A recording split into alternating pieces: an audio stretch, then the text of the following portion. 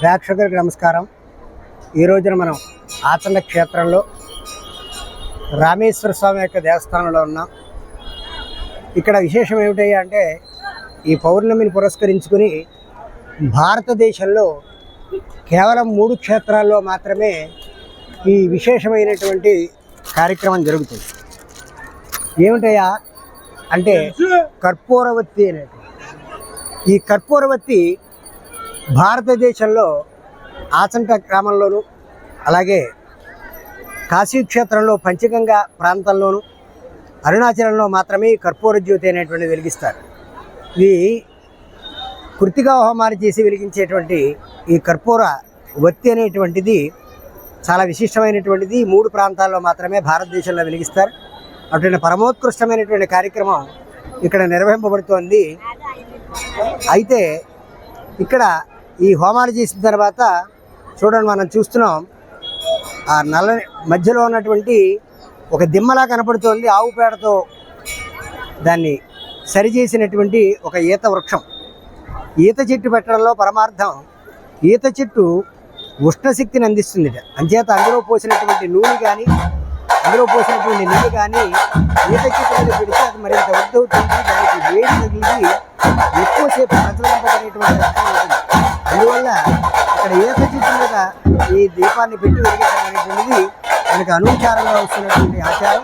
అటువంటి చూడండి, భక్తజన సందోహంతో కోలాహలంగా భక్తులందరూ కూడా తన్మయత్వంతో ఆ కర్పూర స్వామి కర్పూర జ్యోతిని ఎప్పుడు చూద్దామా, ఎప్పుడు ధరిద్దామా, అందులో ఆమెని ఎప్పుడు వడ్డించి మనం ఎప్పుడు పుణ్యాన్ని సంపాదించుకుందామా, పాప నివృత్తి చేసుకుందామా అనేటువంటి తాపత్రయం చూడండి.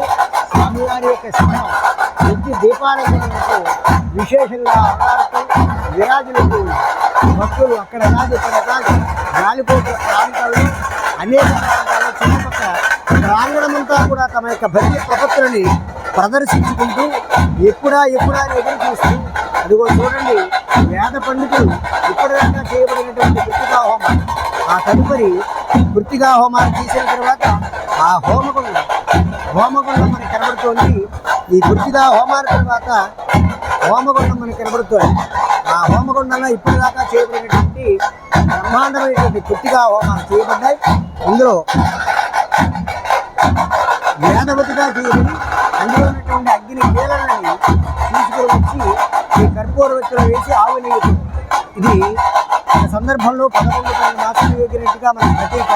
అలాగే ప్రస్తుత కాలంలో 4-5 మాసాలు నిరాఘాతంగా వెలుగుతున్నటువంటి ఈ కర్పూర జ్యోతి కోలాహలంతో భక్తుల సందోహంతో పౌర్ణమిని పురస్కరించుకుని భక్తులందరూ కూడా తన్మయత్వంతో స్వామివారి యొక్క కర్పూర జ్యోతి కాంతిని దర్శిద్దాం, మన కళ్ళకు ఉన్నటువంటి మాయను పోగొట్టుకుందాం, ఎప్పుడు భగవద్ అనుగ్రహం కలుగుతుందా అని నిరంతరం వీక్షిస్తున్నటువంటి భక్తులు ఎంతో క్రమశిక్షణతో చక్కగా భక్తిభావంతో, అలాగే ఇక్కడ ఆలయ సిబ్బంది కూడా చక్కటి ఏర్పాట్లు చేయడం, అలాగే దానికి సంబంధించి పోలీసు వారు కూడా చక్కగా చాలా ప్రశాంతమైనటువంటి వాతావరణంలో తమ యొక్క విధులను నిర్వహిస్తూనే ఏ ఒక్కరికి కూడా ఇబ్బంది లేకుండా, ఇబ్బంది కలగనటువంటి పరిస్థితుల్లో వారి యొక్క విధులు నిర్వహిస్తున్నారు ఆలయంలో. అలాగే ఇక్కడ అనుచారంగా గుణవర్తి వారి యొక్క కుటుంబ సభ్యులు ఈ యొక్క 5-6 తరాల నుంచి ఈ యొక్క కర్పూరవత్తిని వెలిగించడం అనేటువంటిది వారి కుటుంబ సభ్యులు చేస్తున్నారు. అదిగో చూడండి, స్వామివారి యొక్క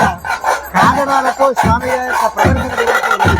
స్వామివారిని భూపదేవ చేస్తున్నారు. స్వామివారిని కూడా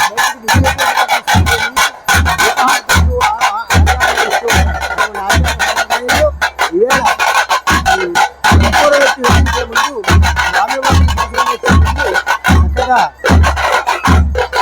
దీపహారం చేస్తున్నారు.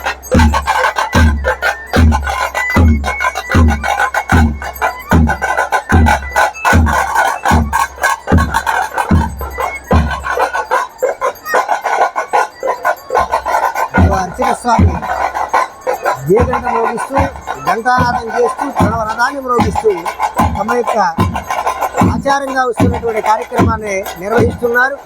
దాని వెనకే స్వామివారి అంటే మేము ఉన్నామని ఈ హోమంలో కూర్చున్నటువంటి ప్రక్రియలో కూర్చున్నటువంటి గుణవర్తి వారి వంశీకులు కూడా కూడా వెళుతున్నారు. మనం చూడొచ్చు. వారితో పాటు మరింతమంది భక్తులు కూడా వెళుతూ ఉన్నారు. స్వామివారి అడుగుజాడల్లో నడవడం వల్ల మనకి భగవంతుని యొక్క సంపూర్ణమైనటువంటి అనుగ్రహం కలుగుతుందని వారి యొక్క ప్రగాఢమైనటువంటి విశ్వాసం. ఇదిగో మనం చూస్తున్నాం కర్పూర జ్యోతి వెలిగించడానికి సంసిద్ధంగా ఉన్నటువంటి కర్పూర జ్యోతి మనం చూస్తున్నాం. అలాగే ఈత పొగతోటి దాన్ని ప్రజ్వలింపజేసేటువంటి ప్రయత్నం హోమగుండం నుంచి తీసుకొచ్చి అది ఏప చిత్ర పెట్టి వెలిగిస్తారు. అలాగే కర్పూర జ్యోతిని ఆలయం చుట్టూ కూడా తిప్పి ఆ ఈత వృక్షం మీద పెట్టి వెలిగించేటువంటి సంప్రదాయం. దానికి సంసిద్ధంగా ఉన్నటువంటి ఎప్పుడెప్పుడా నిరీక్షిస్తున్నటువంటి భక్తుల యొక్క ఎదురు చూపులు మనం చూస్తున్నాం.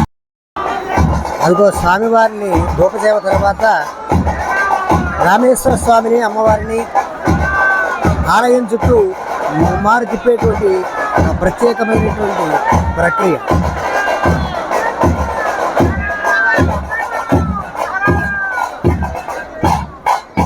శివనామంతో హరనామంతో మారుమోగుతున్న ఆచండ క్షేత్రం. ఆదిగో ఆదిగో ఆదిగో ఆదిగో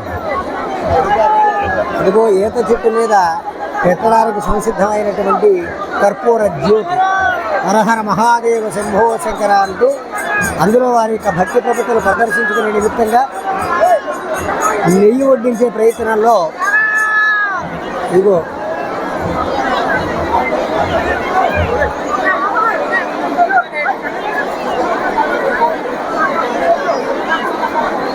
హరహర మహాదేవ హరహర మహాదేవ.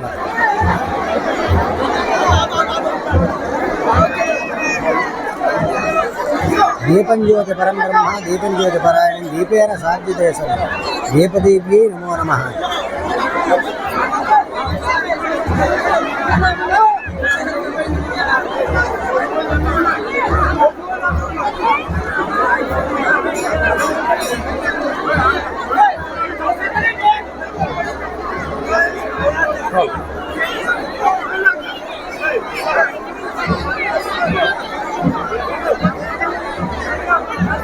ఈ దీపాన్ని దర్శించినంత మాత్రానే సకలమైనటువంటి కల్మషాలు కూడా పోయి కల్మష నాశనం జరిగి తేజోవంతమై తమ జీవితాలు ఉద్ధరింపబడతాయని సంపూర్ణంగా పరమేశ్వరుడి యొక్క అగ్నిహోత్రుని యొక్క అనుగ్రహాన్ని పొందుతామని పార్వతీ రామేశ్వర స్వామి యొక్క ఉమా రామేశ్వర స్వామి యొక్క అనుగ్రహాన్ని పొందుతామని భక్తుల యొక్క విశ్వాసంతో నెయ్యి వడ్డించేటువంటి ప్రయత్నంలో తాపత్రయపడుతున్నారు.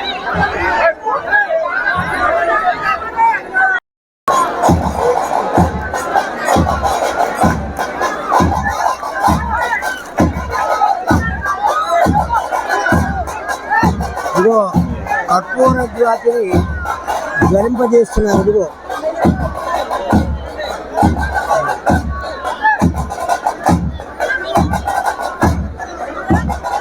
ఇప్పుడే వెలుగుతున్నటువంటి కర్పూర జ్యోతిని మనం భక్తురాంధ్రమయాన్ని చూడొచ్చు.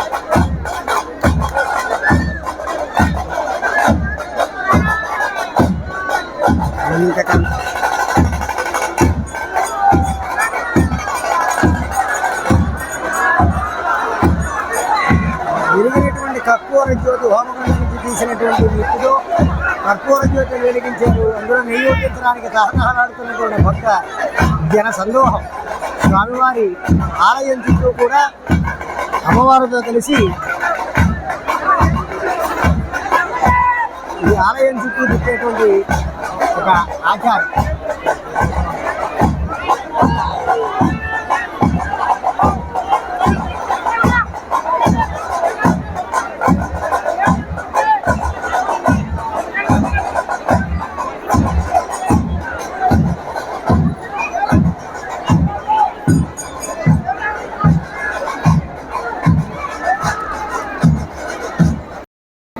పార్వతీ అమ్మవారి దివ్య దర్శనం. చంద్రశేఖరమాశ్రయే మమ గరిష్యతి వయ్యమ. రామేశ్వర స్వామి దర్శిద్దాం. సర్వాలంకార భూషితమైనటువంటి స్వామివారి యొక్క దివ్య దర్శనాన్ని మనం చూస్తున్నాం. వ్యక్తముగ్ధ మనోహరంగా స్వామివారి యొక్క దివ్య తేజస్సుతోటి అలరారుతూ మనందరినీ కూడా అనుగ్రహించడానికి స్వామివారి యొక్క దృష్టి మన యందు ఉన్నట్టుగా ఉన్నారు స్వామి.